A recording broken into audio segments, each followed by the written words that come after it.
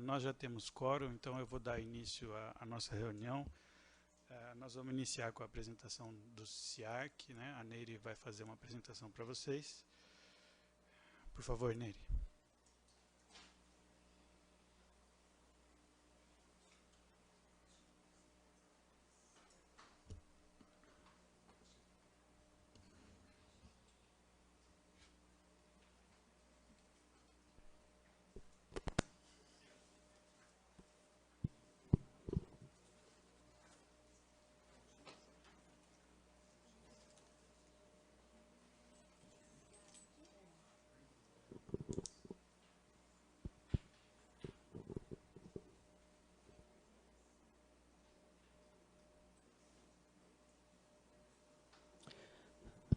Boa tarde. Obrigada, professor, por abrir esse espaço, né? Aliás, de vez em quando eu apareço por aqui, né, Denis? Mas vamos lá, projetos importantes, né? Eu vou falar um pouquinho rapidamente sobre status, né, do sistema SIGAD, que foi implantado em 2015 em módulos e ainda continua em implantação, que é o sistema de gestão de documentos da universidade. E agora está em implantação, né, e já em implementação, o módulo de atos administrativos, que é o que permite criar documentos e controlar os documentos internos das unidades e órgãos. A gente implantou na Secretaria-Geral para a produção de atos administrativos do Conselho, da CEP, da CAD, no Instituto de Física, para substituir uma ferramenta interna, e fizemos a migração de todas as atas da congregação e dos conselhos da física para dentro do SIGAD, em dossiês. E agora estamos trabalhando com o gerenciamento dos documentos da física, produzidos pela física, pelos atos, tipo os ofícios, os pareceres, as informações, as portarias. E implantamos também no GR para controle do expediente, a fim de substituir também uma ferramenta que o GR tinha, e o próximo módulo já é entrar com o módulo de produzir documentos e assinar digitalmente. Implantamos na DGA, a DGA já está usando o módulo de produção, e agora vai entrar a assinatura também. A outra unidade agendada é o Instituto de Artes e a Faculdade de Engenharia Química. O sistema agora ele se encontra, né, já implantado em manutenção e para correções e melhorias. E o nosso foco no SIGAD é o gerenciamento de documentos digitais, dos dossiês que já entram no sistema como documentos digitais, né? Upload e no módulo de produção. Aí mais um ciclo, e a gente vai rodar mais um ciclo de avaliação com o usuário, agora com esses novos módulos. Em breve nós teremos um resultado da avaliação ainda para esse mês. Agora eu vou falar rapidamente sobre o projeto do processo digital, que é um dos projetos do planejamento estratégico. Esse projeto se insere no projeto de gestão de documentos, como um módulo ou muito integrado ao SIGAD, que é esse sistema de gerenciamento. Esse modelo, o SIGAD já tem um repositório, e esse repositório para documentos digitais, a ideia é que os documentos da universidade sejam capturados e gerenciados por esse sistema, e que sejam armazenados num repositório com padrões de preservação, que pode se integrar com outros repositórios também. A equipe desse projeto do processo digital integra a equipe do CIARC, da DGA, da DAC, da FCM temos um representante, EduCorp, CCUEC, CGU, e da informática encarregada do desenvolvimento, nós temos a equipe do CIARC, da DAC, DGA e CCUEC. Incluo todo mundo da equipe, porque, como disseram os professores, é um projeto da Unicamp, e agora não dá para falar que é uma equipe só, né? Com a ideia da nova governança, das equipes se integrarem num objetivo comum. E a DAC já vai trabalhar com a gente para fazer uma revisão de requisitos técnicos, e a DGA está trabalhando com a interoperação do sistema com os sistemas da DGA. Esse grupo já vem trabalhando desde setembro do ano passado em duas frentes. Uma é o sistema em si, o desenvolvimento, e a outra é o que vai envolver a implantação do processo digital na Unicamp.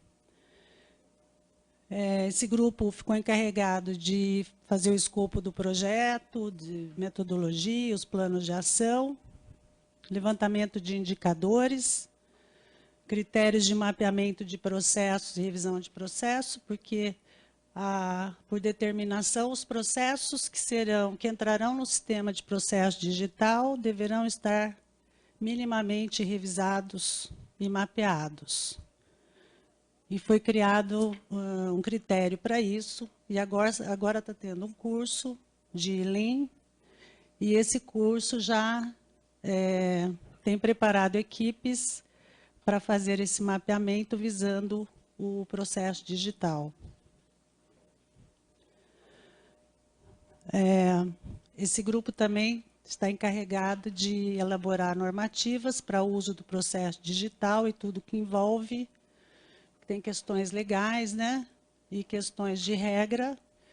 Então, a resolução 54 de assinatura digital já é um produto desse grupo. Já elaboramos a minuta de resolução do uso do processo digital, que está na PG, está em fase final de análise. Preparamos as diretrizes para acesso, porque é fundamental a universidade definir critérios de acesso e restrição, inclusive proteção aos documentos, uma vez que no processo digital os documentos são mais... a gente tem que ter regra embutida para produção e visualização de documentos, né? Nem tudo, por lei, pode ser publicizado. E essas diretrizes também estão prontas para validação. E agora nós estamos numa fase no Planners de fazer uma revisão de cronograma. O teto para esse sistema estar pronto é dezembro de 2018, com entregas no segundo semestre, e implantação de processo digital como piloto também no segundo semestre, e não dá ainda para prever exatamente quando, por conta de testes que a gente precisa realizar e algumas melhorias que são importantes. O grupo está trabalhando especificamente no módulo de produção de documentos, que já estava pronto, então agora a gente está focando nas questões do processo digital, na assinatura cadastrada, que já está pronta, só uma questão de legislação e terminologia para aparecer no texto da assinatura. Assinatura com certificação foi implantado da DAC, e a gente vai alterar para do CCUEC, porque tem documentos que tem mais de uma assinatura, e o da DAC está fechado em uma assinatura. Então, já tem um... Então, esse é um trabalho a ser feito. Trabalhamos com o trâmite simultâneo dos documentos, né? Que no digital já está pronto também. E a interoperação já tem serviços prontos para que os sistemas que produzem documentos já possam produzir e capturar para dentro do processo digital. Novas funcionalidades, isso aí a gente já tinha no CIGAD, então é uma questão de estamos fazendo melhorias, e novas funcionalidades é a base do conhecimento, que é um repositório onde entra mapeamentos de processo e indicações de ponto de controle, que é para permitir o apoio a quem está trabalhando, fazer o encaminhamento dos documentos e mesmo para os gerentes terem uma ideia e poderem analisar os seus próprios processos e o andamento deles. E o modo de gerência de processos, que é mais para indicadores de gerência mesmo. Com relação aos requisitos não funcionais, o grupo está trabalhando em melhorias que visam a performance do sistema para o processo digital, tendo em vista o acréscimo de usuários e de documentos. Já foram feitas reuniões técnicas de análise no CCUEC, com o CCUEC, a CGU, CIARC, DAC, e plano de ação CIARC, DAC, em andamento, inclusive segunda-feira a gente já tem trabalho. Eu acho que é isso. A ideia é que essas são as principais funcionalidades do CIGAD, e a ideia é que os sistemas de informação interajam com o CIGAD, documentos que nascem em aplicativos e que possam ser trazidos também para dentro do sistema, ou a gente pensa em arquivo, que documentos chegam em mídias. Acontece muito com o arquivo de chegar com os acervos mídias e já arquivos digitais junto com os arquivos, isso aí, junto com os próprios arquivos convencionais, isso já acontece. E o processo documental. O CIGAD faria captura, processamento, armazenamento e disposição de acesso e cuidaria da preservação e da autenticidade desses documentos para a Unicamp. Acho que é isso. Obrigado, Nery. À disposição. Comentários, questões, por favor. Professor Custódio. Boa tarde. Oi, Nery, tudo bom?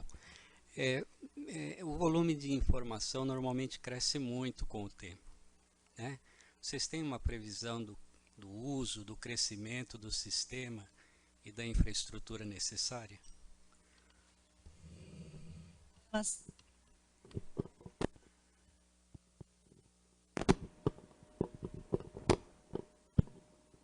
Então, vamos pensar com relação ao uso, né?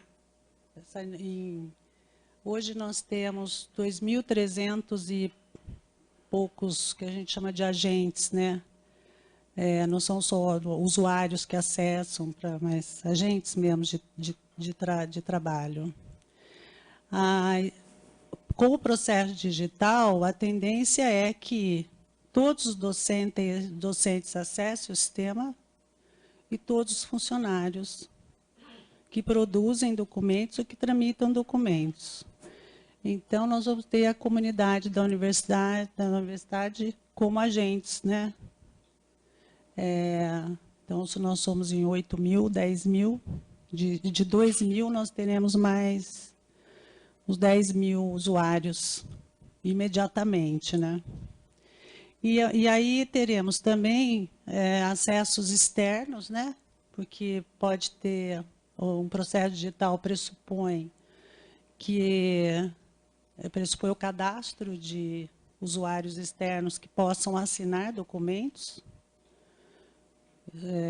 e o acesso público, né? Que já é outro módulo que também está sendo criado no próprio SIGAD de permitir o acesso público, mas aí é outra camada.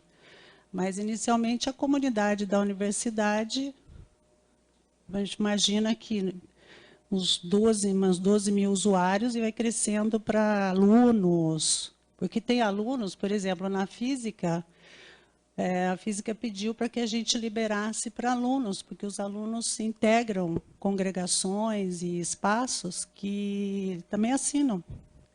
E também visualizam documentos e também emitem seus pareceres.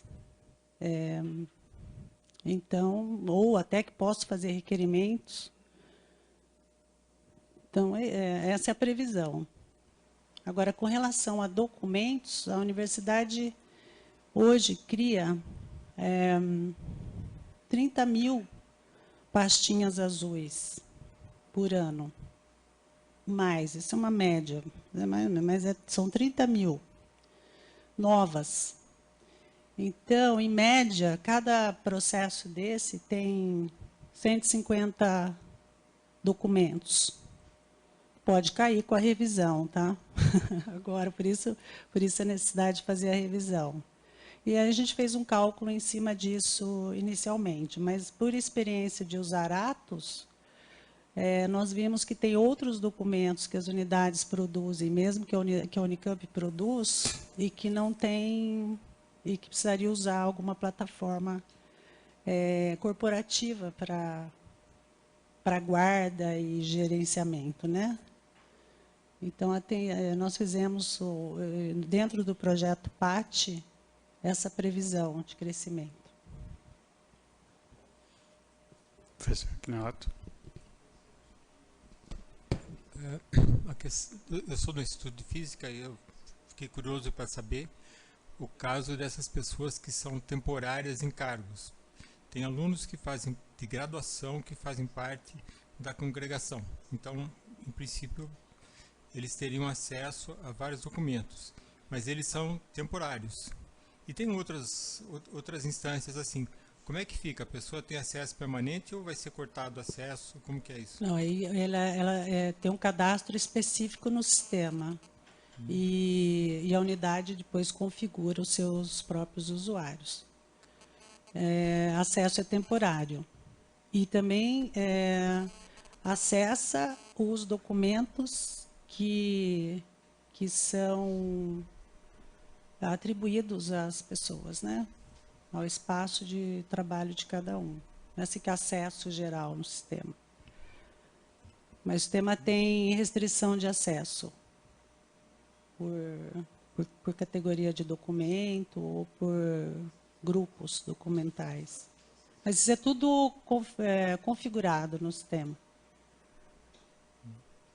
Tem uma exceção especial que é na Constituição Estadual, não sei, esqueci o nome do artigo, acho que é 114, alguma coisa, diz que a instituição tem obrigação de mostrar para o servidor até 10 dias, quando tomar uma decisão com relação ao regime trabalhista dele, o regime de emprego, de comunicar a pessoa. Então, em princípio, eu acho que isso também seria um caso, né? Não entendi, desculpa. A instituição, no caso a universidade, tem que comunicar a um servidor que foi tomada uma decisão com relação ao regime dele de trabalho, posição, alguma coisa assim. Eu não me lembro qual que é o artigo da Constituição Estadual, mas isso acho que talvez seria um caso de acesso também. Uhum. Ou acesso, ou se resolve, alguém que tem o acesso pega a informação e passa para o servidor, né? Porque talvez ele não tenha necessidade de entrar no sistema, ele tem que receber a informação. Então, Mas, por isso que é importante as diretrizes de acesso, tanto pela Lei 12.000, como pelas leis que a 12.000 é de acesso à informação sensível de Estado. Mas tem outras leis que também protegem documentos. Por exemplo, aqui um exemplo que todos conhecem, a Lei de Patente.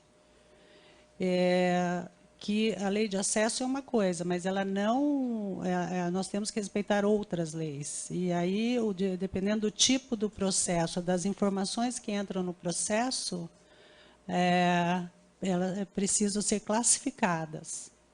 E aí o sistema tem umas indicações de que tipo de legislação a pessoa está seguindo na hora de classificar o documento, porque isso também é uma obrigatoriedade legal, de não só restringir, mas dizer por que está restringindo.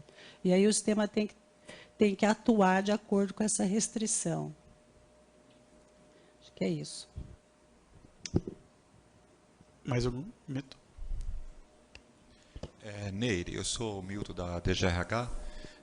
Quando você fala de documentos digitais, já está se pensando, ou já está trabalhando a questão dos documentos de pessoal, de funcionários, docentes, tanto vida funcional, contagem, aposentadoria, que em torno deve ter, eu não sei a somatória na universidade, mas deve dar mais de 30 a 40 mil processos azuis.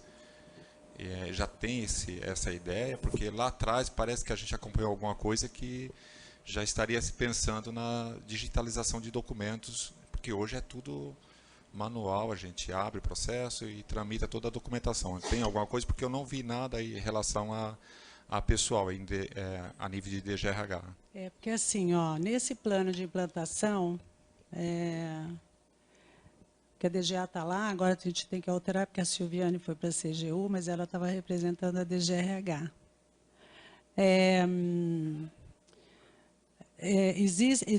Há que ter uma decisão de política institucional, que é a seguinte: quando se coloca um sistema desse no ar, junto tem que vir uma decisão que é a seguinte: os processos que estão em andamento continuarão em papel ou serão digitalizados e se tornarão totalmente digitais? Tem que analisar. Ou continuarão em papel processos que começaram em papel e os novos em digital. Isso vale muito para processos de fluxos mais curtos, né? Para o processo de vida funcional, a gente considera até como um prontuário, que, na verdade, ele é um armazenador de documentos.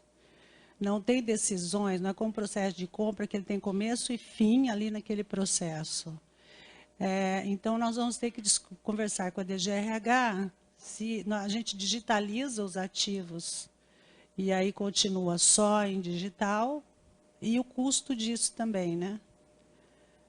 Você entendeu? Isso aí a gente vai ter que sentar com a DGRH e definir como fazer. A DAC, por exemplo, já está fazendo seus dossiês de alunos digitais. A ideia é só trazer para dentro do sistema os dossiês digitais e dar continuidade, né?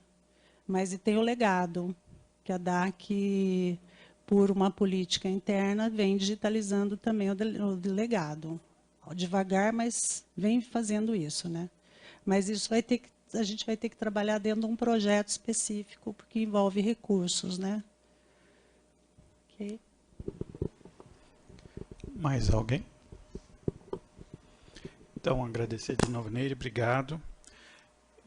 Nós temos agora uma segunda apresentação que vai ser feita pela Regiane, na Biblioteca Central. Por favor, Regiane.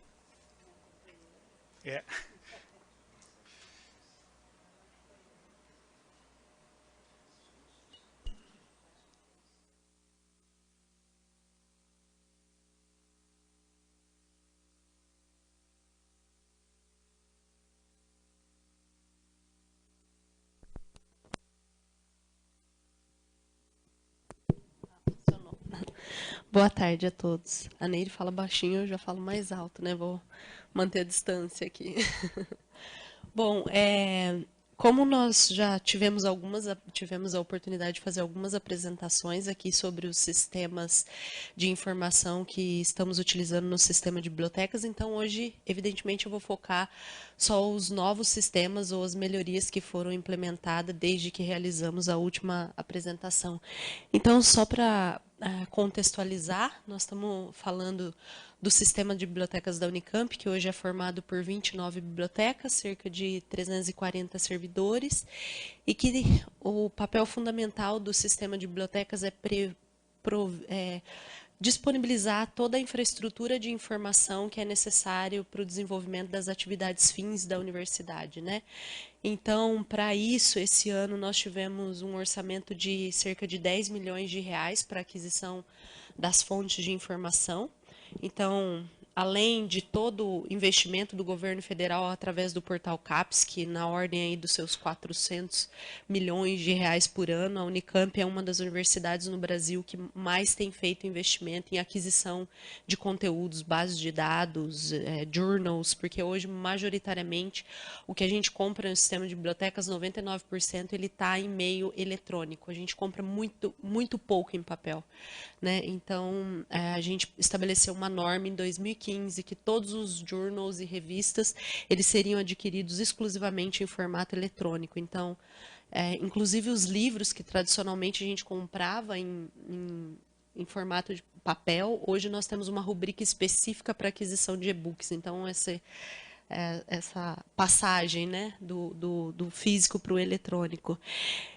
E aí, focando especificamente na questão da Diretoria de Tecnologia da Informação, então a Diretoria de Tecnologia de Informação ela não atende só a estrutura da Biblioteca Central, que é composta pela Biblioteca Central, a Biblioteca de Obras Raras e a Biblioteca da área de Engenharias, mas ela contempla, essa diretoria, ela atende as 29 bibliotecas do sistema. Então, ela tem esse papel de fazer o planejamento, né, escolha de tecnologia e gerenciamento de tecnologia envolvendo todas essas 29 unidades. Então, aqui a missão é basicamente essa que eu falei, né, de promover a integração, o planejamento e a disseminação de tecnologias que sejam relevantes para as bibliotecas, e vocês vão perceber pelos nossos projetos que o que a gente tem trabalhado é tentar oferecer novas experiências para os usuários através de tecnologias e instrumentos que levem à aprendizagem e ao desenvolvimento de conhecimento. Não só o conhecimento por meio do uso da informação, da aquisição da informação, mas a experiência por meio de tecnologias de aprendizagem e coisas desse tipo. Então, basicamente, é isso que nós temos focado, olhando para o que as bibliotecas mundo afora têm feito, né? Que a questão da experiência hoje para a aprendizagem é um fator muito, muito importante, né? E que tem sido de grande destaque nas grandes bibliotecas mundo afora. Então, falando dos sistemas que nós desenvolvemos, nós estamos para lançar o que a gente está chamando de portal de apoio ao docente pesquisador da Unicamp. Tem um conceito novo na área de ciência da informação que tem sido denominado infraestrutura emergente de apoio à pesquisa, que diz respeito a todas essas tecnologias que têm surgido, principalmente no contexto da e-science, que leva as pessoas ou que auxilia o desenvolvimento de pesquisa e a qualificação do ensino. Então, isso é o que tem sido denominado na literatura de ciência da informação como infraestrutura emergente de apoio à pesquisa. Então, por exemplo, sistemas de verificação e prevenção de plágio, esses vários identificadores internacionais que a gente utiliza para identificar os pesquisadores, sistemas de gerenciamento bibliográfico, ou seja, todas essas ferramentas que podem ser disponibilizadas para facilitar o trabalho da pesquisa e do ensino e da produção de novos conhecimentos.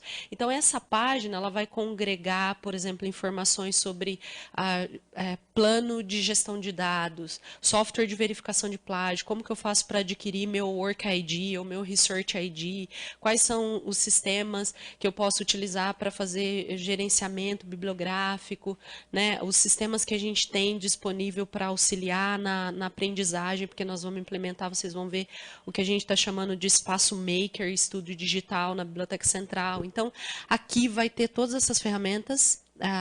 Se ele está procurando, por exemplo, ele quer saber, um docente, qual foi a empresa no Brasil que mais produziu patente nos últimos 5 anos, e ele quer saber qual base de dados que a Unicamp tem acesso. Ele vai entrar aqui e vai descobrir isso. Enfim, todas as questões de fontes de informação e todos os recursos que sejam relevantes para o ensino e pesquisa. Esse portal está pronto, a gente vai passar para a validação da PRP, porque é um projeto que a gente está desenvolvendo junto com a PRP, e ele deve ser lançado em breve. Outro trabalho que nós estamos desenvolvendo também, em parceria com a PRP, e coordenado pelo professor Benilton, que está aqui, é o projeto do repositório de gestão de dados da Unicamp. Então, a gente agora também está integrando aí uma parceria com o CCUEC para que a gente possa avançar nesse trabalho, mas, basicamente, a gente está numa fase de fazer teste dos diversos sistemas que existem, mundialmente falando, para que a gente possa adotar um sistema que nos possibilite desenvolver um ambiente que possibilite a organização dos dados de pesquisa. Nós não estamos falando mais da gestão do resultado da pesquisa, mas do dado que é gerado durante a pesquisa.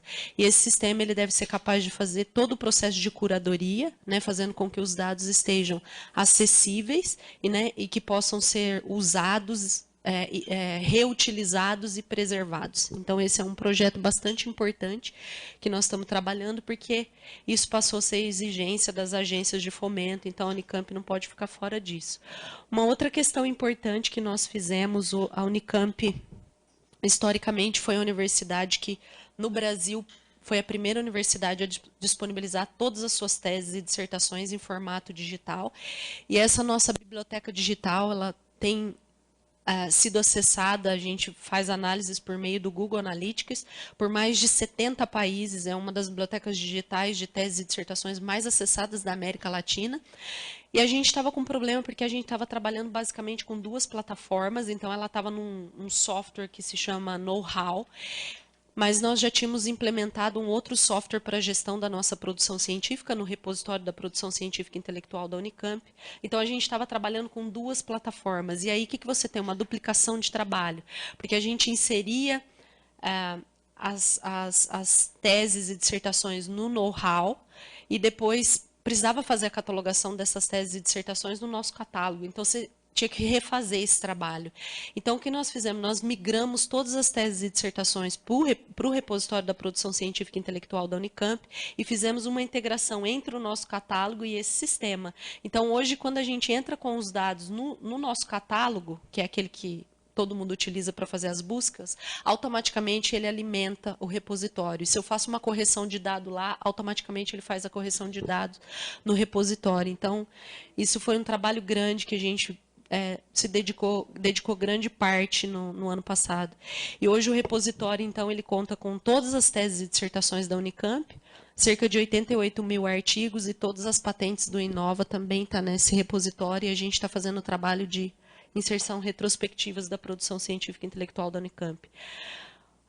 O SBU tem trabalhado muito firmemente nessa questão do treinamento aos usuários, porque, como vocês viram, o investimento que a gente tem feito em infraestrutura de pesquisa, de informação é muito alto, e muitas vezes os nossos alunos eles desconhecem completamente. Então, bases específicas, que a Unicamp às vezes paga $100 mil por ano para acessar uma base, por exemplo, tem uma base de protocolos de pesquisa que atende muito a área de química e de biologia, e que é fundamental para essas áreas, mas a gente percebeu que havia um profundo desconhecimento. Então, a gente tem trabalhado muito em treinamento sobre essas ferramentas, e a gente sentia a falta de um sistema que nos ajudasse a fazer toda essa gestão desses treinamentos, inscrições, emissão de certificado, divulgação. E aí nós desenvolvemos esse sistema, ele tem 1 ano, e a gente já fez a gestão de 89 treinamentos por eles, e mais de 2.000 pessoas capacitadas, não capacitadas pelo sistema, porque ele não é EAD, mas a gestão dos treinamentos feitos a partir dele. Uma outra coisa que nós implementamos no ano passado, o sistema de bibliotecas, nos últimos 4 anos, a gente fez um estudo de racionalização das nossas fontes, porque a gente tinha uma coisa que era o seguinte: às vezes a gente assinava um journal, esse journal estava em alguma base de dados que nós também assinava, e às vezes esse journal estava disponível na CAPES, ou seja, muitas vezes a gente estava pagando 2 vezes o mesmo título. Então, quando nós assumimos a coordenadoria do SBU, isso há 4 anos, a gente começou a fazer esse estudo de verificação, e a gente ficou apavorado quando viu isso, porque imagina, Se o Ministério Público pega uma coisa dessa, dá um problema muito grande. E a gente começou a fazer estudos e fomos racionalizando a nossa coleção. Não fizemos nenhum corte, mas isso nos últimos 3 anos, porque o primeiro estudo demorou 1 ano, a gente fez uma economia de 5 milhões de reais. O nosso orçamento anual era de cerca de 18 milhões normalmente, esse ano ele foi de 10 e pouquinho, quase chegando em 11. E aí, o que a gente percebeu, tem alguns journals que eles eram essenciais para algumas áreas, por exemplo, uma área que eu me lembro é uma área de estudo no IFISH, que é sobre África, e ele é uma linha de pesquisa pequena, mas que ele tinha um journal que era fundamental para aquela área. E se a gente olhar só o número de acesso, você vai falar, corta isso aqui, porque o custo é altíssimo, e o número de acesso não era tão alto, porque a linha é pequena, mas se você corta o journal, você compromete a linha. Então, o que nós estabelecemos uma regra? Toda revista que ela tiver menos de 40 acessos e o custo por artigo sair a mais de $100, a gente vai cortar, parar a assinatura e vai fazer a compra individualizada dos títulos sob demanda. Então, nós estabelecemos convênio com a Library of Congress, British Library e outras grandes bibliotecas do mundo. E aí nós criamos esse formulário que, basicamente, ele está disponível para docente, aluno de pós-graduação e pesquisador, mas se você quiser que seu aluno, por exemplo, acesse, é só você dar uma autorização para ele. E a gente adquire o artigo em 1 ou 2 dias, no máximo, ele está disponível a um custo de $17, sendo que isso representava um custo de $100 quando a gente assinava as revistas. Então, esse foi um outro sistema que a gente criou para a solicitação desses artigos e que gerou grande impacto de economia. Uma outra coisa que a gente fez é uma melhoria no nosso metabuscador, porque como nós temos acesso hoje são 459 bases de dados que a gente tem acesso, cada uma delas com milhões de registros muitas vezes. Então imagina se tem, sei lá, da área de química 20 bases, e você quer fazer pesquisa e ficar entrando nas 20 bases, então nós adquirimos essa ferramenta que por meio de uma única interface você faz a pesquisa em todas as fontes disponíveis no sistema de bibliotecas da Unicamp, né? Então, esse metabuscador, e a gente está fazendo melhorias na indexação desses metabuscadores para qualificar a pesquisa cada vez mais. E a DTI, ela também é responsável, na nossa área de diretoria, a tecnologia de informação, também a nossa área de tecnologia também é responsável pela gestão do software Turnitin, que é o nosso software que nós adquirimos há 1 ano de verificação e prevenção de plágio. Ela faz a emissão das senhas para o docente, oferece treinamento junto com os bibliotecários, mas ela é responsável pela gestão desse software também. E aí, quais são os projetos que a DTI, ou a nossa área de TI, ela vem trabalhando junto com a gente, que são aqueles projetos que eu falei muito no sentido de promover outros tipos de experiências que levam à aprendizagem, não só por meio da informação. Então, nós apresentamos um projeto para a Secretaria da pessoa com deficiência do Estado de São Paulo para a implementação de um estudo digital para o laboratório de acessibilidade ele vai ser muito voltado para a questão de acessibilidade, mas não só, ele vai disponibilizar ferramentas, impressoras 3D e tecnologia que permitam as pessoas criarem e aprenderem através do fazer. Né? Essa foi uma experiência que a gente viu nas bibliotecas de Harvard, do MIT, da Universidade de Nova York, e que a gente está tentando trazer para cá. Um outro projeto que nós realizamos esse ano e que foi muito interessante, que teve muita participação da nossa TI, foi um projeto que a gente denominou 3D, Leitura em Movimento, que a gente utilizou realidade virtual e aumentada, e também muito apoio da nossa impressora 3D para mostrar para os alunos do ensino médio outros tipos de leituras que a gente pode fazer por meio da tecnologia. Então, esse foi um projeto muito interessante e que a gente está pensando em estender para a universidade.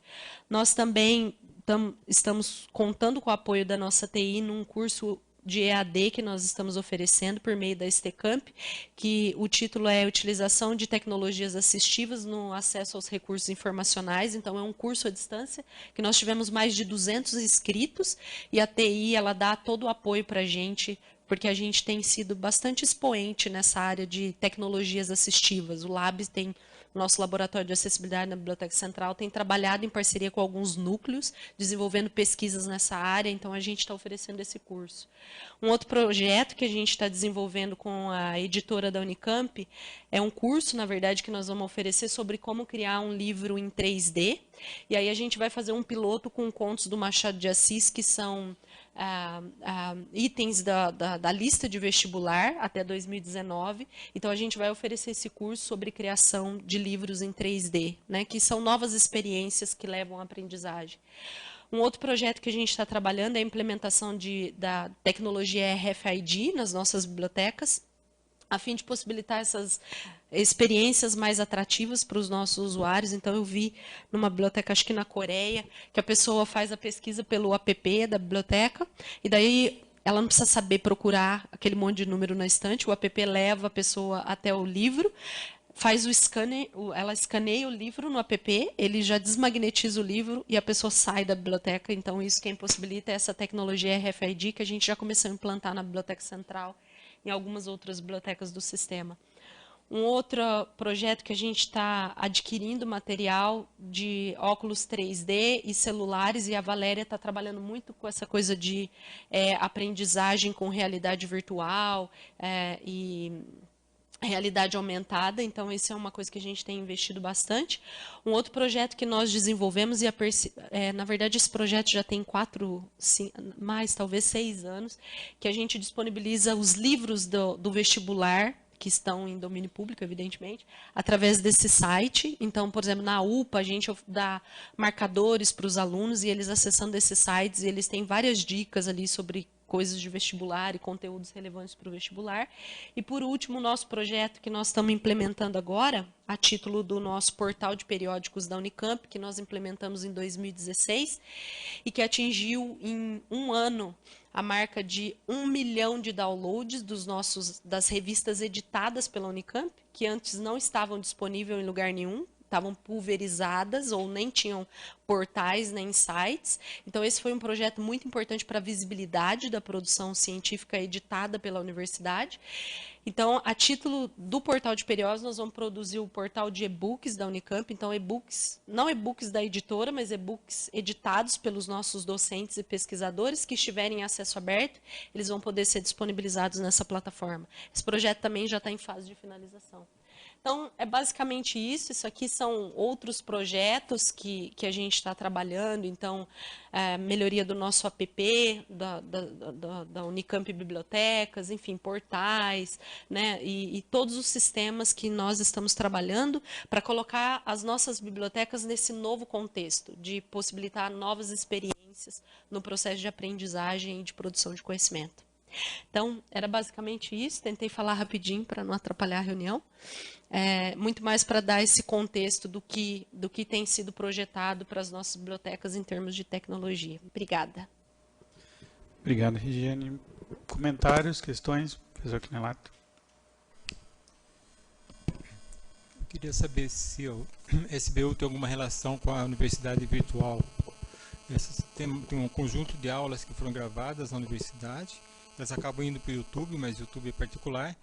E a pergunta básica é essa: também é material didático que pode ser disponibilizado, e quem olha nas pessoas que assistem às aulas dos professores da Unicamp gravados numa aula normal, tem uma parte grande do pessoal é das regiões mais de longe do país, do norte, onde não tem universidade, não tem nada. Então é um recurso muito bom. Eu estou falando porque acho que seria interessante que em algum momento tivesse algum esforço no sentido de disponibilizar essas gravações ou continuar fazendo, não sei. Não, a gente não tem nenhum projeto ou parceria com eles. O que nós temos é parceria com a RTV, que a gente tem feito o trabalho, indexação e catalogação dos materiais que eles produzem, mas essa realmente é uma excelente ideia, porque são conteúdos acadêmicos, né? E que a gente aulas normais, né? Sim, que a gente poderia produzir e disponibilizar no nosso repositório. Porque o repositório, ele é exatamente isso, né? Não é só produção científica, mas toda a produção técnico-científica e acadêmica da universidade. Então, é um bom lugar para a gente depositar. Professor, o senhor sabe qual seria o contato, quem está cuidando disso? Não? Posso ver, talvez, a Prograde na PR. Você acha que é a RTV? A gravação lá foi a RTV. Esse conteúdo eles não passou para a gente. Transferiu para a Univesp. Tá. Vou conversar com eles. Essa é uma boa ideia, né? Um conteúdo bastante relevante. Mais alguma sugestão, comentário? Então, agradecer de novo, Regiane, obrigado pela Fico à apresentação. disposição. Obrigada.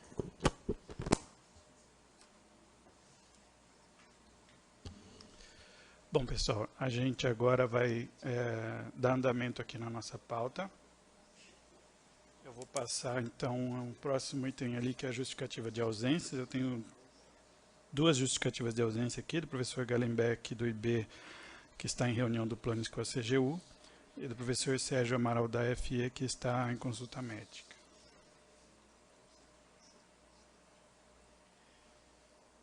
Item 4, a ata da reunião de 20 de abril. Então, por favor, se alguém tiver algum comentário, correção, sugestão aí sobre a ata que está na página 7 da nossa pauta.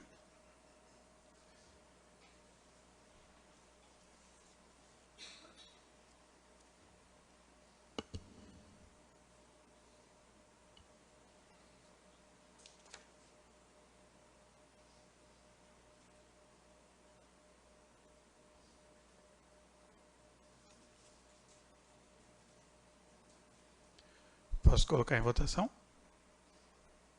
Pode? Sim. Bom, então, colocando em votação a ata da reunião de 20 de abril. Favoráveis permanecem como estão. Contrários se manifestem. Abstenções. 4 abstenções, Fabiano. Obrigado.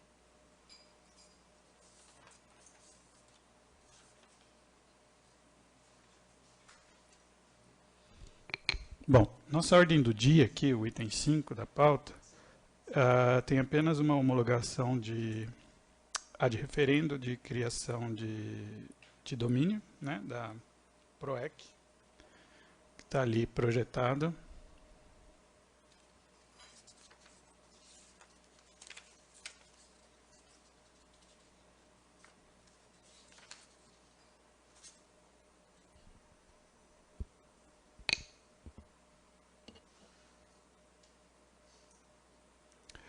Algum comentário?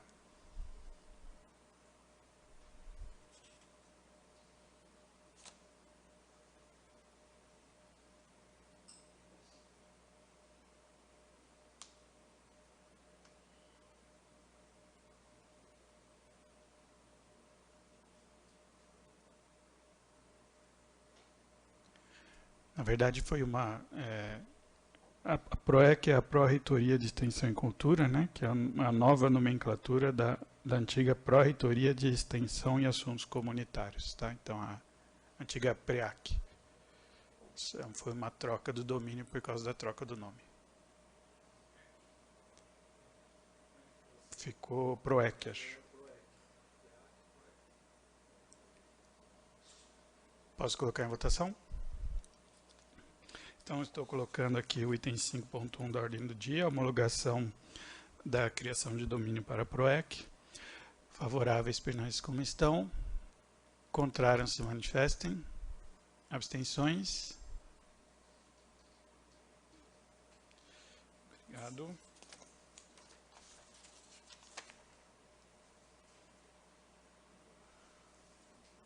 Bom, esse era o único item na nossa ordem do dia, mas a gente tem coisas no expediente.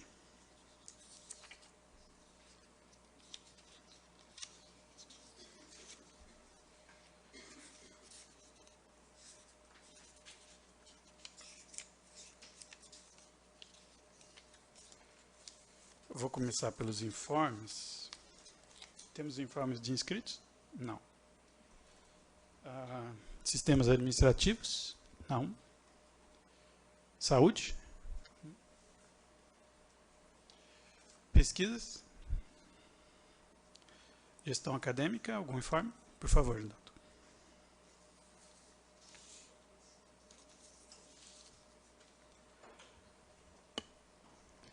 Boa tarde a todos. Mais a satisfação de compartilhar com o CONTIC um elogio do INEP. Tem um esforço de TIC muito importante no Censo de Educação Superior, 2017, e o INEP manda um relatório para aquelas instituições, manda para todos, mas destaca um elogio à Unicamp por ela ter concluído a informação dos dados para o censo antes da maioria das universidades estaduais do Brasil, né? Aí a frase última, dessa forma, parabenizamos pelo trabalho realizado, que demonstra seu compromisso, Unicamp, né? Seu compromisso com o censo 2017. É importante por vários motivos, dentre eles pelo TIC cumprir um papel muito importante, né, de agilizar a transmissão e a integridade, garantir a integridade dos dados e a consistência desses dados. Como um elogio para a Unicamp, eu achei que deveríamos compartilhar com o TIC. Por último, eu acho que o Eliel comentar um pouquinho da evolução que a gente está fazendo na arquitetura do EDAC. Tem uma evolução importante que talvez nos sirva, talvez não, certamente servirá depois para compartilhar com outros profissionais que estão trilhando aí a tarefa, o desafio de integrar as nossas soluções à mobile. Ok. Boa tarde a todos. Nós estamos ainda em laboratório, mas já com vias de entrar em produção, uma evolução da arquitetura mobile, que hoje contempla o sistema EDAC, né, que recebe os formulários eletrônicos de aluno. A gente está fazendo uma evolução da tecnologia por uma tecnologia de mercado, né, mais adotada. No caso, é a tecnologia React do Facebook. E estamos tendo bastante, assim, que vai avançar a produtividade da equipe de desenvolvimento com a utilização desse ecossistema, porque não é só a tecnologia em si, tem todo ferramentas de framework que vai facilitar o dia a dia do desenvolvimento dos sistemas nessa linha de atuação, né? Mobile, aplicações modernas, que está em conjunto aí com a estratégia de universidade digital. Obrigado. Acho que agradeço também você trazer aí o comunicado do INEP, né? Você falou. Bem interessante, é bom ver que a gente fez um bom trabalho nesse aí. Algum comentário? Alguém quer falar alguma coisa? Então, obrigado, DAC. Próximo seria sistemas de arquivos ou biblioteca. Algum informe?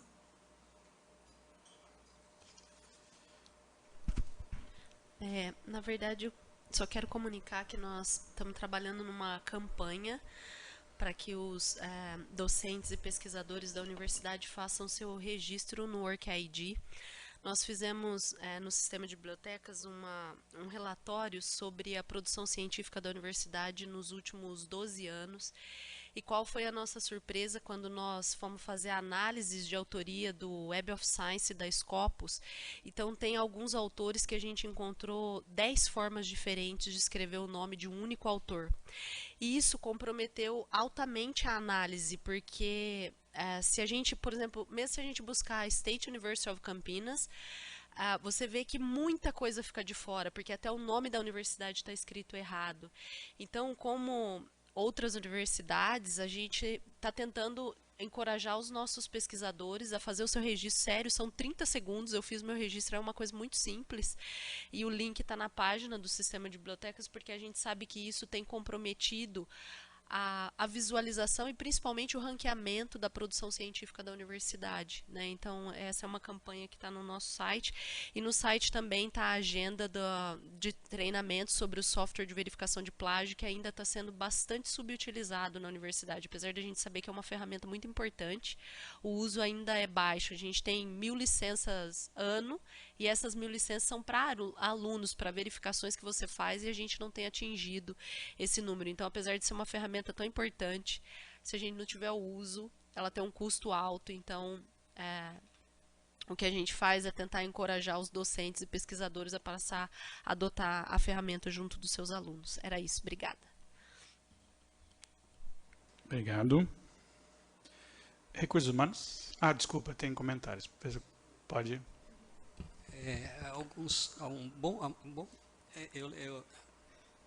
A gente vai ficando velho, muda a unidade de tempo. Há décadas atrás, há pelo menos uma década atrás, foi feito um levantamento das maneiras com que a Unicamp era apresentada nos artigos. E eu lembro que foi encontrado pelo menos uma dúzia de maneiras diferentes. Tinha até o EC, que era confundido com a Universidade Estadual do Ceará, mas algumas pessoas usavam o EC como Universidade Estadual de Campinas, né? E foi baixada uma resolução da reitoria, que vale a pena, acho que reiterar, né, as unidades de respeitarem ou refazerem a maneira formal de apresentar as unidades nos artigos. É só um comentário. Sim, eu lembro dessa resolução, inclusive, é verdade. Mais algum comentário rápido. Ela falou errado, é University of Campinas, o nome oficial, e a Universidade Estadual do Ceará é USC, não é o EC. Eles também têm o mesmo problema. Tá bom.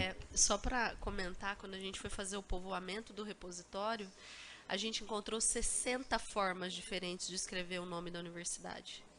Acho que eu não consigo. Se eu tentar, eu não consigo escrever. Sabe por quê? Às vezes a pessoa coloca o nome do instituto e não coloca que é da Universidade Estadual de Campinas. Então, como nós poderíamos saber? Então, a gente foi como? Na tentativa e tentando, tipo, colocando as tentativas e buscando a partir disso. Então, essa resolução acho que é de 2008, mas as pessoas não seguem. Então, assim, nós fomos fazendo as diversas tentativas, colocando de todos os nomes a forma correta, como o professor mencionou, que está escrito lá, mas a maioria das pessoas, elas utilizam State University of Campinas, né? Então, enfim, é um problema, ainda que tenha sido regulamentado há, sei lá, mais de cerca de 10 anos, esse é um grande problema, e com o OrcID a gente resolveria isso, né? Ok. Preciso verificar o meu OrcID. Você sabe que eu acho que eu tive um problema com esse sistema, porque existe um outro professor no Rio Grande do Sul que é Sandro José Rigo. E, inclusive, eu acho que alguns artigos meus estão aparecendo no perfil dele, que o sistema caça automaticamente e está misturado os nossos registros. E eu nunca consegui corrigir isso. Já bati nesse problema algumas vezes. Fui olhar aqui, achei que IMEC fosse um nome único, mas existe uma indústria no Brasil, imec.com.br. Fora isso, os 20 primeiros resultados do Google vêm em IMEC e Unicamp, mas tem um IMEC de Arcos limitada. Ok. Agora sim, sistema de recursos humanos? Não? Bom, deixa eu ver o que tem aqui do CCUEC.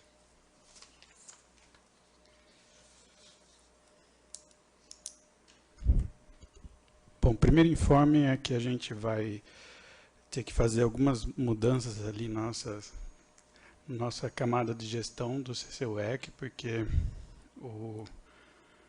acredito que todos conheçam o nosso querido Rubens Queiroz. Ele decidiu entrar em processo de aposentadoria a partir do segundo semestre. E é o meu. Então, nós já estamos fazendo algumas adequações, né, para que, além de tentar convencer ele a não se aposentar, a gente já está fazendo algumas adequações, né, Queiroz. Então, o Queiroz é superintendente associado, né, e essa posição agora vai ser ocupada pelo Fernando Moreno. E na DDS, né, a gente vai ter a DDS é a Divisão de Desenvolvimento de Software, que é a divisão atual pela qual o Fernando é responsável, vai ser o Edmilson, não está aqui hoje, talvez vocês conheçam também. Então aí a gente vai ter algumas mudanças ali no centro nos próximos meses. O Queiroz deve ficar com a gente até agosto, né, Queiroz? E daí entrar em licença prêmio, né?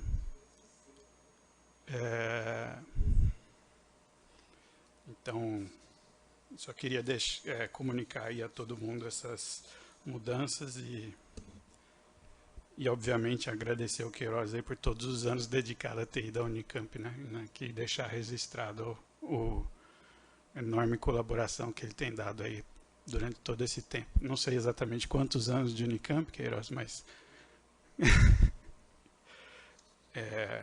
algumas décadas, como colocou o professor, né? Bom, outra notícia, na reunião passada eu havia comentado que aquele link externo da Unicamp estava, a empresa Vivo tinha aparentemente ganhado a licitação, né? Então a gente já teria uma resolução por parte da RNP nesse problema, e aí durante esse mês eu recebi o comunicado da RNP que o contrato foi assinado. Então foi realmente com a Vivo, e a Unicamp foi assinado no dia 3 de abril de 2018, e a nossa disponibilidade será aquele previsto os 20 gigabits por segundo, tá? Na nossa banda aí para o link externo com a RNP. Isso está resolvido. Por quanto tempo, Daniela, você lembra? 2 anos? 2 anos.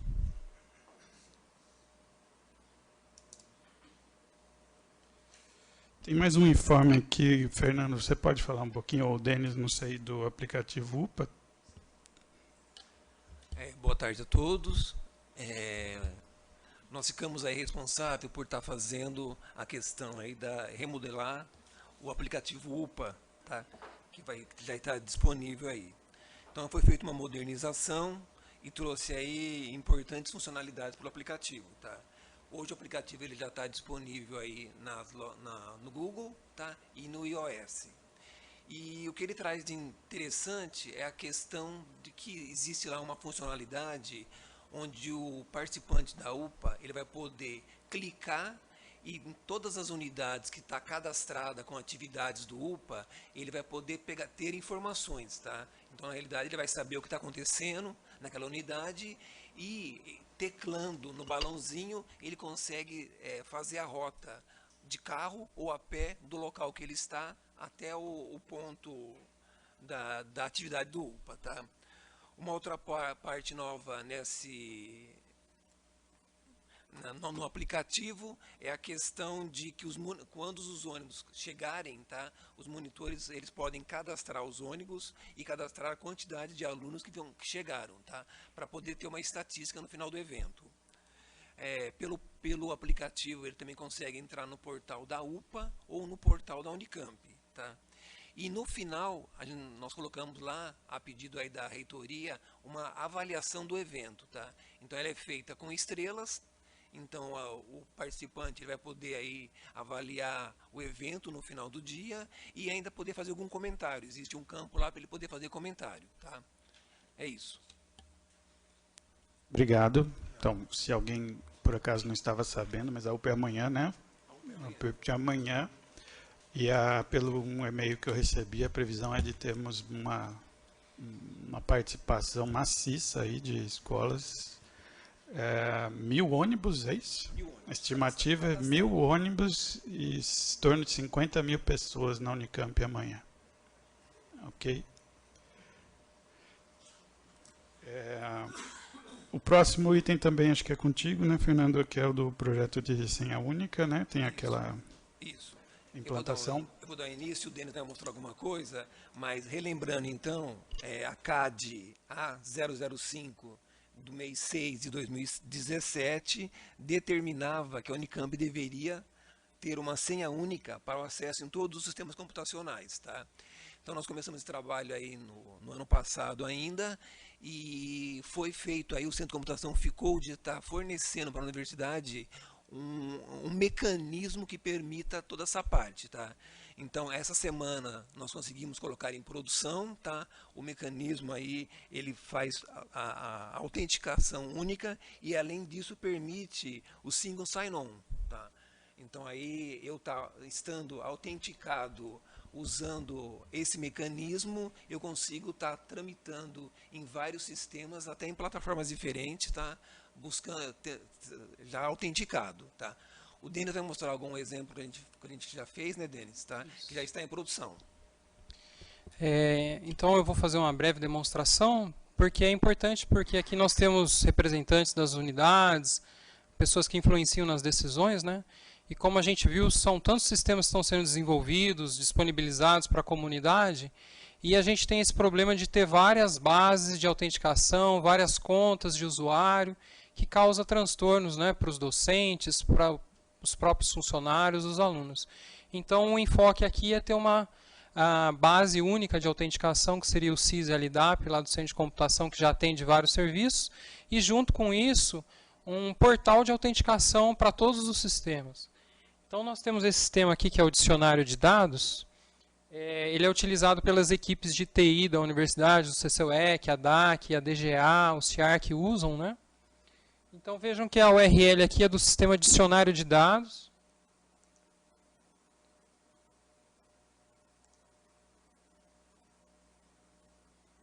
Aparece a URL lá em cima e logo ele já redireciona para o portal de autenticação único.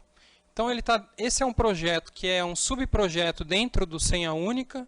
Então nós estamos chamando o portal de autenticação única também, seja pela característica que o Fernando falou de single sign-on, que vai ajudar muito os nossos usuários. A partir do momento que ele autenticar num primeiro sistema, os demais sistemas que estão integrados a essa solução não vão requerer novamente que o usuário digite o usuário e senha dele novamente, né? Então isso vai trazer ganho também de produtividade. Então todos os sistemas que se integrarem a essa solução vão ser redirecionados para essa página. Ela é responsiva, pode ser usada em mobile, em dispositivos mobile, ela tem acessibilidade, né? E aí aqui a pessoa entra com os seus dados.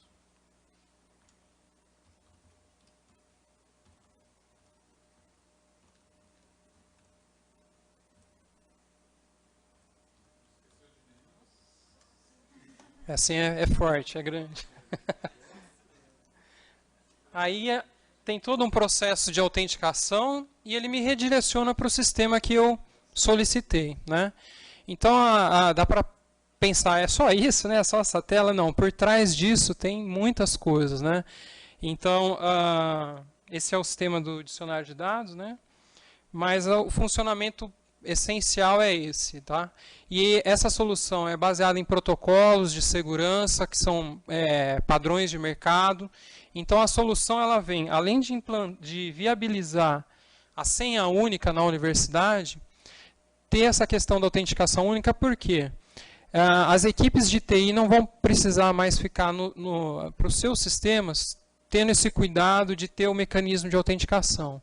Então fica centralizado, é colocado um esforço em revisar a segurança desse mecanismo, atualizar os protocolos de segurança, porque o que a gente tem visto na universidade, casos, né, como a gente sabe lá no Centro de Computação, porque a gente tem o CSEARCH, o grupo de segurança, de que muitas vezes, a grande parte de invasões, o mecanismo de autenticação tinha problemas, tinha falhas, não estava sendo cuidado, porque a equipe de TI acaba tendo várias demandas, né?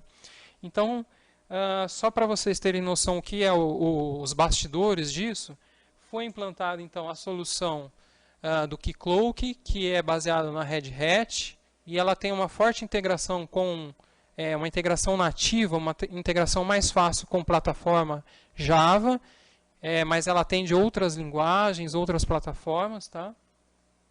Então ela cuida da autenticação, ela cuida da autorização no primeiro nível, então esse usuário tem tais papéis e tais permissões nesse sistema, e como o Fernando falou, o single sign-on.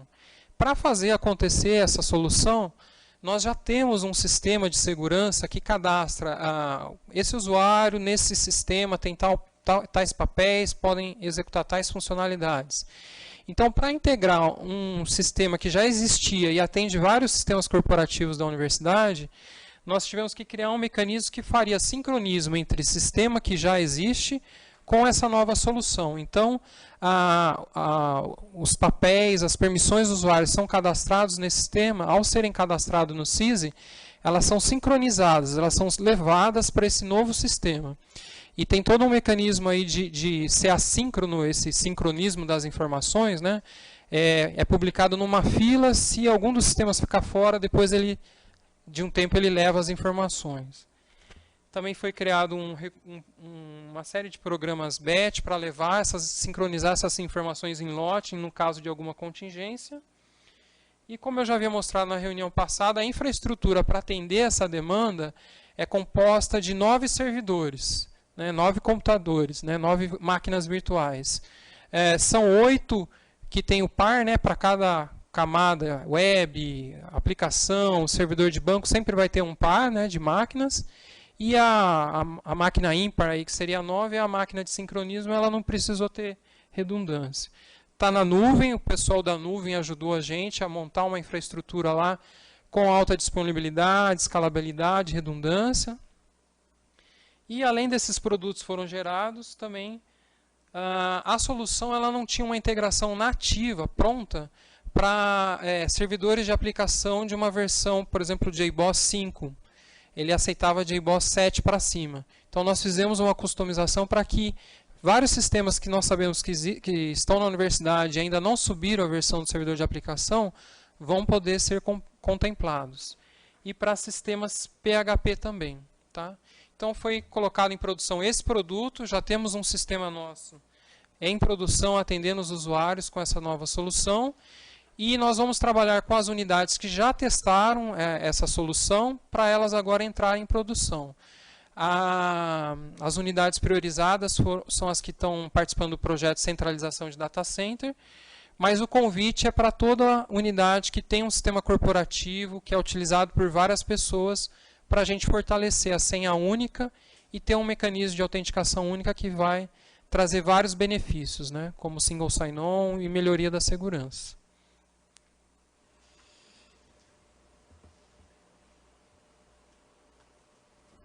Obrigado, Denis. Alguém quer um comentário? Só uma dúvida, Denis. Boa tarde a todos. Denis, do ponto de vista de performance, como é que você vê esse processo de autenticação? Porque você se lembra que a gente pensou na DAC. Você se lembra que a alteração de matrícula teve que ter um processo de autenticação específico, porque o gargalo era o sistema de autenticação. Sim. Como eu trabalhei lá, eu lembrei dos vários testes de performance que eu ajudei o Eliel, o pessoal, a equipe fazer lá, né? E nós tivemos como meta produzir esse ambiente aí não só com alta escalabilidade, redundância, mas executamos uma série de testes de performance, né? Testes com 300 usuários simultâneos, assim no mesmo segundo fazendo a autenticação, e o sistema se comportou muito bem. Então tem vários testes de performance, a gente tem um relatório para apresentar, para colocar para apreciação, né? E para vocês poderem estarem validando, tá? Porque a gente pensou na alteração de matrícula, que tem os picos de acesso. E a vantagem também, Paulo, é que uma vez autenticado, a pessoa, se vocês no sistema de vocês não tiver uma política de expirar a sessão rápida da pessoa, e com o RESTful isso também fica melhor, né, que é o paradigma que vocês estão mudando, o single sign-on também vai facilitar, porque não vai ter mais aquelas autenticações recorrentes, entendeu? Então a gente pensou na questão da criticidade dos sistemas, tem muito volume de acesso concorrente, temos teste de performance, relatório para mostrar, né? E temos um ambiente de homologação no qual a gente pode fazer testes. Vocês podem integrar o sistema de vocês e disparar teste de performance para validar. A gente pode fazer em conjunto isso também. Agora, essa é a história da expiração do tempo. Por perfil, você consegue controlar também? Porque a gente quer aumentar o perfil para docentes e funcionários, mas não quer aumentar o de aluno. Sim. Aí isso fica dentro da sua aplicação. O que eu quis dizer assim, quanto mais tempo você deixar maior a sessão do usuário, pela autenticação única, ele não vai precisar mais se autenticar, né? Porque autenticou uma vez, está autenticado, pode mudar de sistema, que ele vai continuar autenticado, voltar para o sistema original que ele acessou primeiro, entendeu? Mais algum comentário? E eu peço que vocês divulguem nas unidades para reforçar, porque surgem muitos sistemas, né? A gente teve uma noção aqui de quantos sistemas novos estão sendo produzidos, né? E assim, os sistemas novos são os que são candidatos a entrarem já nesse novo formato, para a gente cumprir com essa determinação que é a CAD A05 de 2017, de estabelecer a senha única na universidade, né? Para facilitar a experiência do usuário. Obrigado. Bom, obrigado, Denis, Fernando, pela exposição. Eu tenho mais um informe aqui. Paulo, você quer falar um pouquinho sobre a compra da nuvem? Bom, vamos lá. Boa tarde. As compras estão caminhando, graças a Deus, muito bem. nessa última semana, todas as licenças de importação foram deferidas pelo CNPq, e a partir de agora existe o trâmite natural, né, do processo de importação junto à DGA. A expectativa é que toda essa documentação, ordem de embarque, ocorra já na próxima semana. O equipamento já está disponível em Hong Kong para ser retirado pela Unicamp, né? E nós já estamos em contato com a empresa que foi a vencedora, que é a Rede Sul, com os equipamentos Huawei, o contato para que a gente já comece o processo de planejamento da implantação desses equipamentos, né? Então a expectativa nossa é que até meados de junho já esteja todo esse trâmite, quer dizer, até o equipamento aqui no Brasil, né? Porque o transporte é aéreo, então não tem muita demora. A nossa maior preocupação é com relação à alfândega em Viracopos, né? Mas seguindo o trâmite, a ideia é que em meados de junho todos os equipamentos estejam instalados. É isso.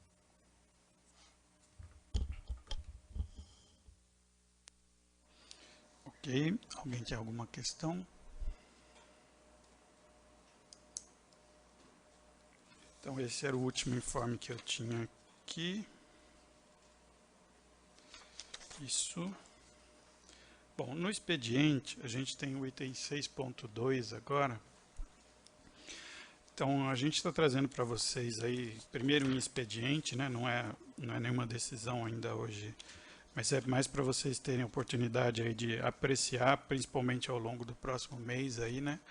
Então houve aquele trabalho inicial do GT, até liderado aqui pelo professor Custódio no ano passado, onde alguns pontos da GR52 foram modificados, né? E aí notou-se a necessidade de fazer uma adequação do resto do texto para aquela nova redação. E aí a gente montou uma equipe lá, liderado ali pela Daniela, ela vai falar um pouquinho para vocês sobre isso, mas a ideia é não só fazer uma adequação, né, Daniela, mas também extrair ao máximo os detalhes técnicos que tinham dentro da GR, para que a gente crie instruções normativas e não tenha que ficar mais revisando a GR cada vez que muda alguma coisa que seja relativa à tecnologia. Você quer falar um pouquinho, Daniela, por favor? Dando continuidade ao trabalho do professor Custódio, a gente vem desde o final do ano passado, um grupo de trabalho fazendo a revisão da GR 052. Qual foi o nosso trabalho? Nós revisamos todos os parágrafos da GR. O que era coisa técnica, a gente transformou em instrução normativa. Então, nós geramos 8 instruções normativas extraídas do conteúdo da GR. E na GR ficou basicamente o que é norma. Para quê? Para que se instrução técnica e instrução normativa a gente consegue deliberar aqui no CONTIC qualquer alteração que seja necessária. Se está dentro da GR, a gente tem uma dificuldade muito maior de pedir essa alteração. Então, se vocês olharem aí o documento, tem uma primeira versão da GR para que todos possam ler e dar sugestões. A instrução normativa, que foi gerada primeira no grupo de trabalho do professor Custódio, e mais 8 instruções normativas resultantes desse novo trabalho.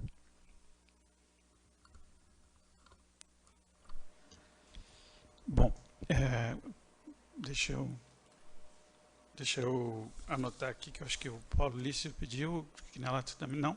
Não. Então, Paulo, por favor.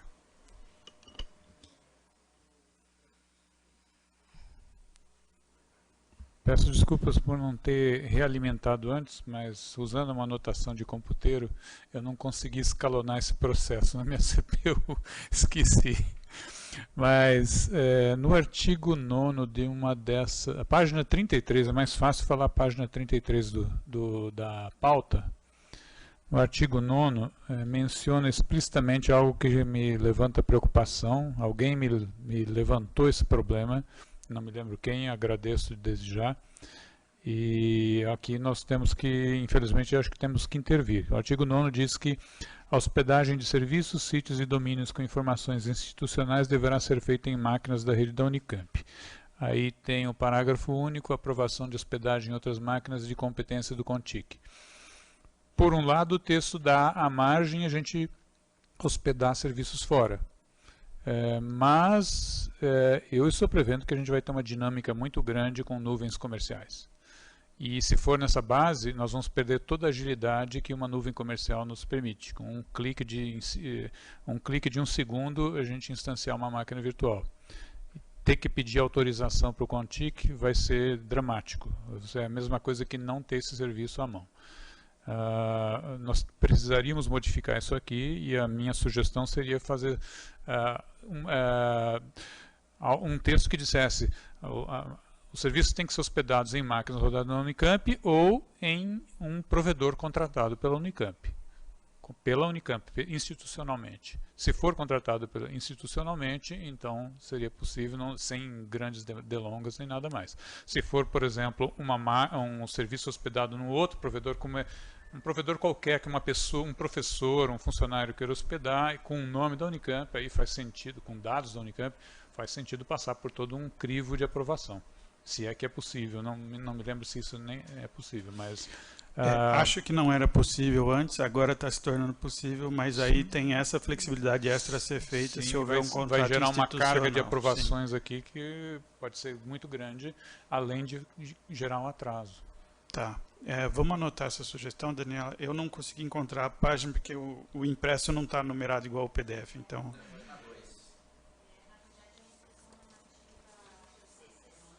Instrução normativa C.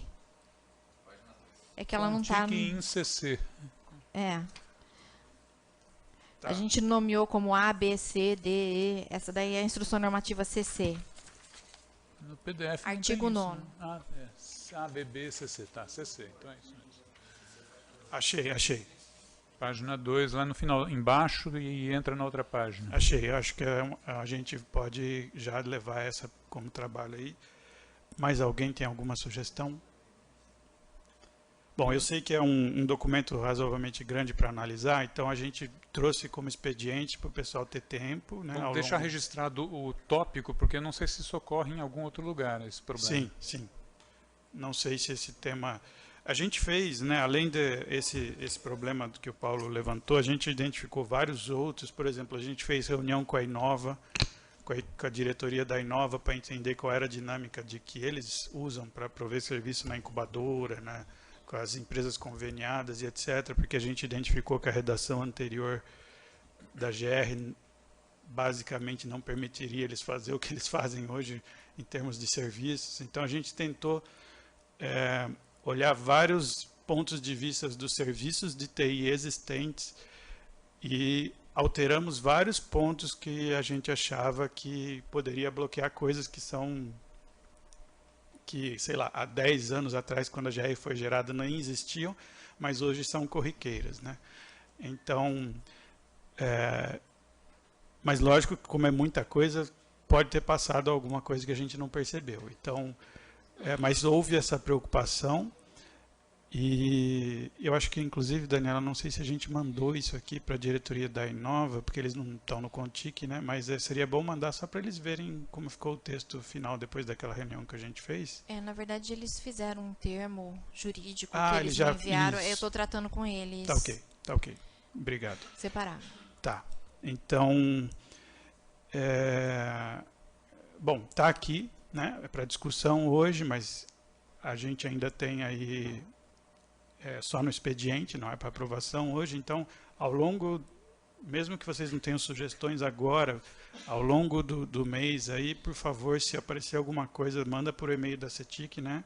Que a gente vai incorporando aí e analisando numa nova proposta para entrar na próxima reunião, professor. Daniela, isso já foi discutido, nós falamos isso, e agora aparece aqui na página 37,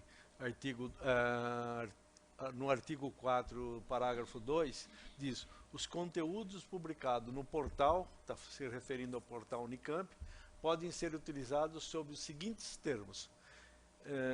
Aí vem utilizados. Pode ser por pessoas da Unicamp e fora. Então tem umas regras de utilização e é meio difícil você entender o que um cara de fora vai fazer quando ele pega. Então tem que... Como é que foi discutida a proteção? Eu não consegui ler inteiro para ver a extensão dessa frase que está aí, certo? Você poderia dar uma ajuda para a gente? É o artigo 4, com artigo 3, artigo 4 Unicamp e o parágrafo 2. Página 37.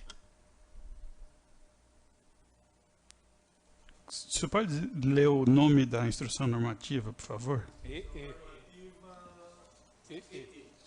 Tá.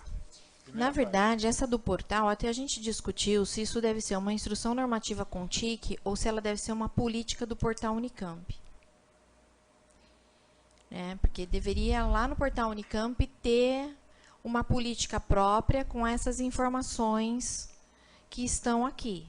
Acho que é o artigo 4º, as informações pessoais dos usuários, Exatamente. bem como os dados, artigos ou outras informações coletadas pelo portal Unicamp serão consideradas confidenciais. O portal Unicamp não poderá publicar os resultados da apuração de dados estatísticos, é isso? Na realidade, é toda a extensão que vem, certo? Aí eu tentei entender, em sendo um portal, como trabalhar com estes assuntos aí, certo? Sim, eu entendi o seu ponto de vista. Aliás, eu acabei de perceber que tem 2 artigos 4º. Está numerado errado. É o último artigo 4º. É o último, exato. Eu tô lendo aqui, né? Esse material nós fizemos e nós disponibilizamos para todos os administradores de rede da Unicamp lerem, darem opiniões. A gente já coletou as opiniões, fizemos várias alterações, mas algumas coisas passam. Eu vou anotar para rever, professor Roverso. Tá bom. Era só para entender. Do ponto de vista de...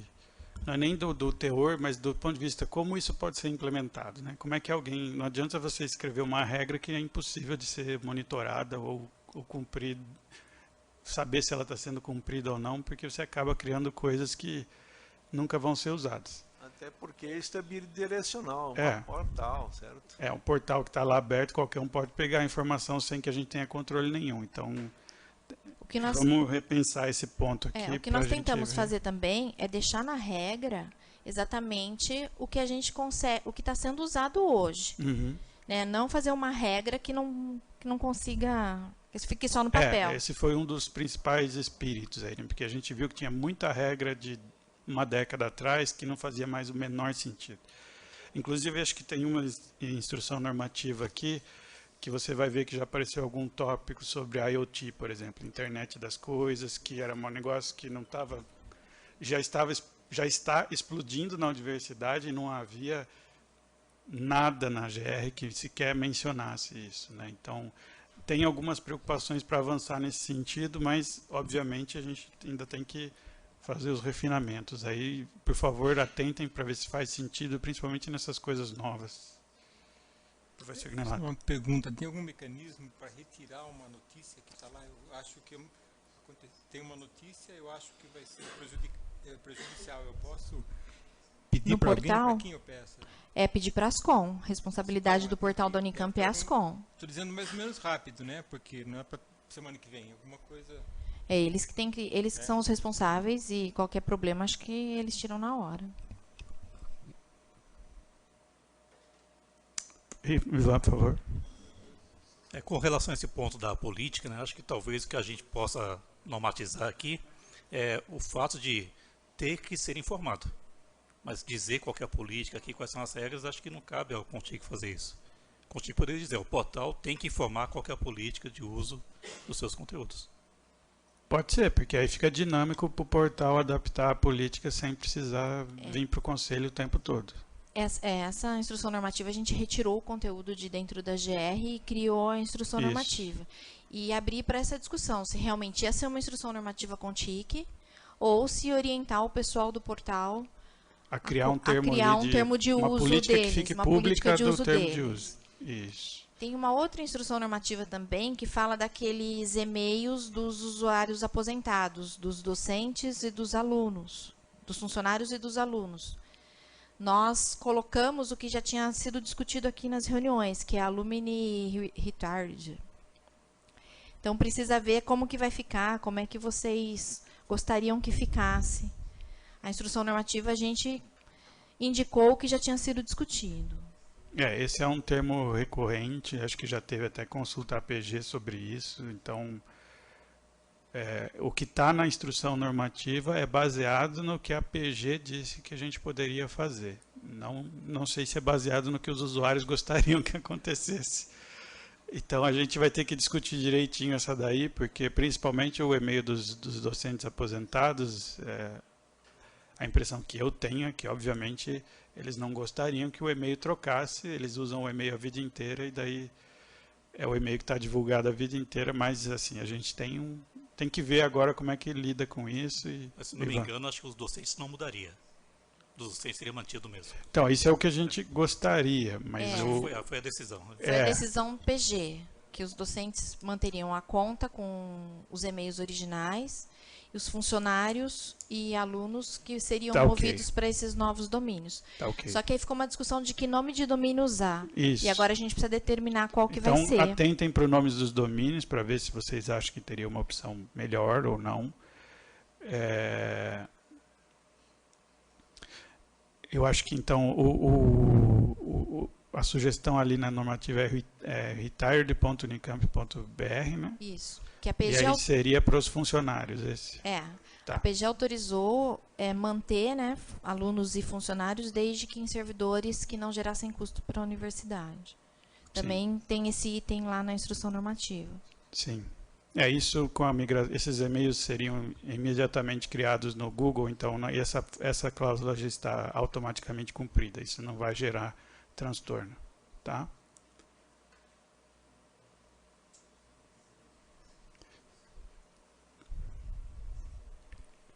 Sobre a questão da compatibilidade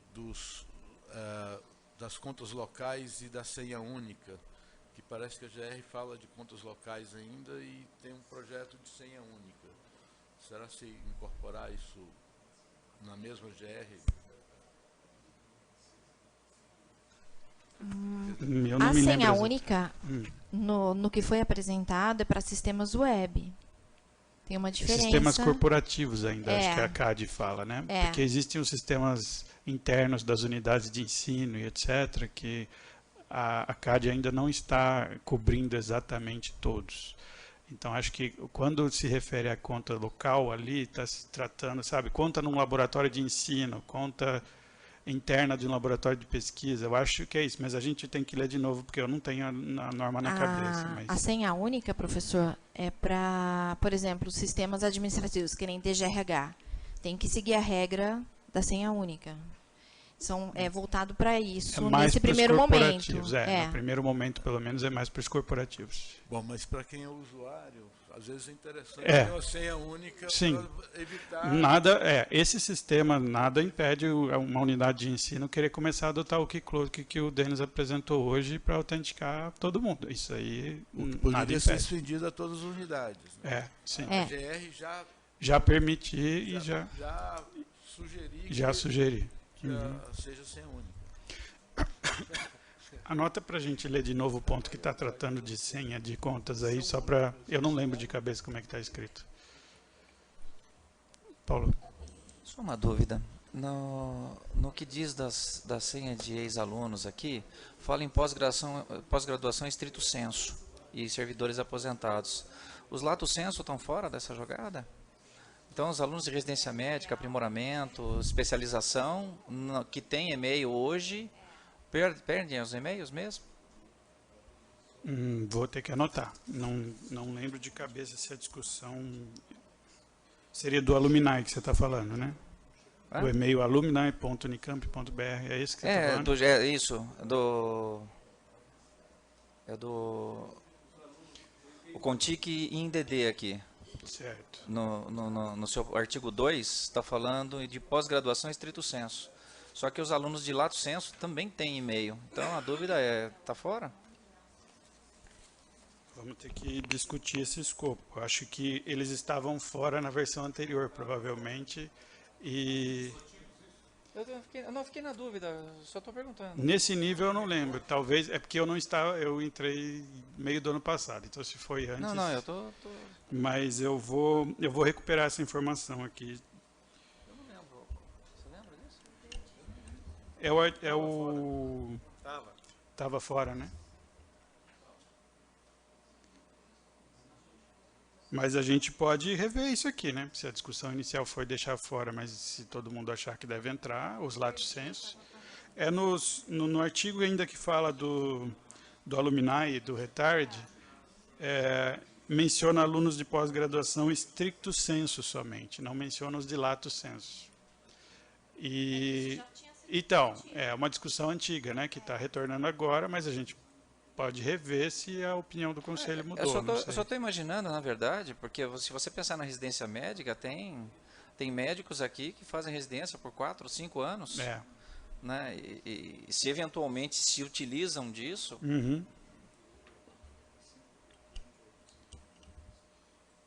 Então é o artigo 2 da D, tá? D de dado. Então, eu acho que essa eu não acompanhei, mas alguns levantaram que já tinham tido.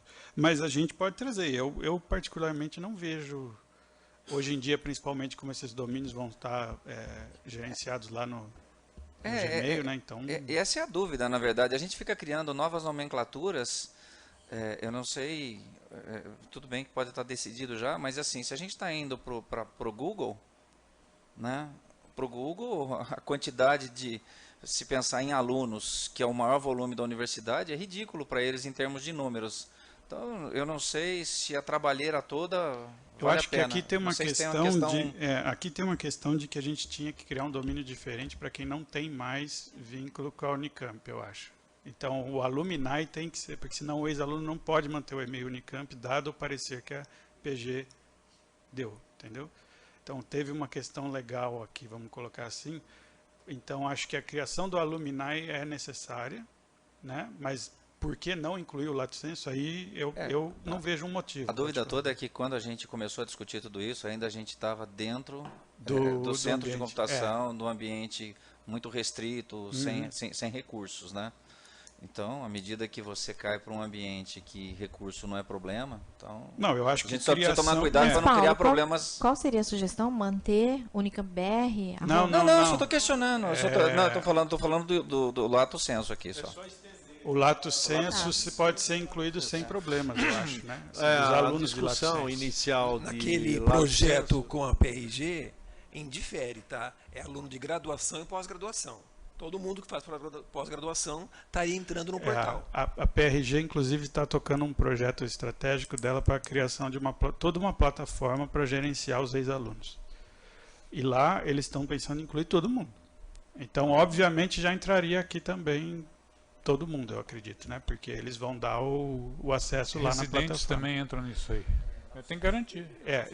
Tem que levantar essa ideia do residente lá, porque eu não sei se eles estão pensando em residente como alunos de lato sensu, aí, como a DAC está colocando. Isso eu não sei se entrou no radar deles lá. Aí teria que mudar um pouquinho a redação, porque quando a gente estava discutindo isso, apareceu alunos formados pela Unicamp. Certo? Não era um aluno que passou algum tempo aqui, algum período muito pequeno. E o lato sensu vinha de período pequeno. Agora você está falando de 3, 4 anos, não é mais na pequeno. Verdade, assim, é tão igual quanto os nossos aluno... cursos de lato sensu, de especialização, podem ter 2 anos. Tem cursos da medicina, de residência médica, que tem 2, 3, 4, 5 anos. E os de aprimoramento são de 1 ano. Mas é assim, e todos eles têm TCC, têm trabalhos de fim de curso. É uma questão de se vão ser só os conclusos ou não, né? Lá atrás abriram até para estudante especial. Mas acho que são ex-alunos e são ex-alunos importantes da universidade, que ela quer manter o contato, né? Está parecendo que a fronteira é meio cinza, hein? O que é, quem que deve e quem que não deve, acho que a gente tem que reestudar. Uma regra simples, que eu não sei se faz sentido, seria todo mundo que ganhou um certificado com timbre da Unicamp é aluno da Unicamp. Entre extensão também? Ou seja, não ganhou o certificado, não. Pelo menos é uma regra fácil de implementar, eu acho. O formado, né? O formato. Eu não sei se tem que ver se ela faz sentido como política, mas é uma regra fácil de implementar. Ganhou um certificado, é alumni Unicamp.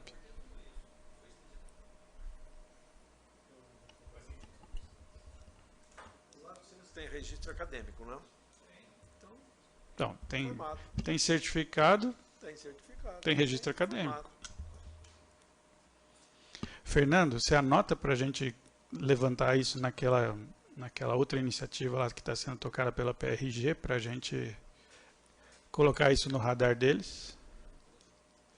Eu não sei realmente se eles estão pensando nisso já, mas eu sei que eles estão englobando pelo menos pós e graduação, já pensando em todo mundo. Ok, Paulo, vamos ver então a redação desse artigo de novo aqui do Entender. E mais alguma sugestão?